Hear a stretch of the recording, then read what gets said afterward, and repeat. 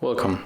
If you want to change font size in your Niteo Tools Titan, for the first you have to go for the settings, and right now let's enter here.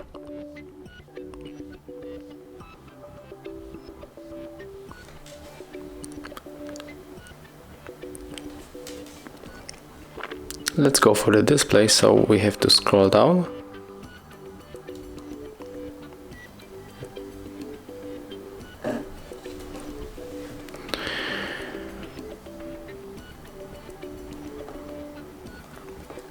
Right now scroll down one more time, enter for the font size, and here we got the 4 sizes. So for example, we can change it for the large, and as you can see, that's how it works.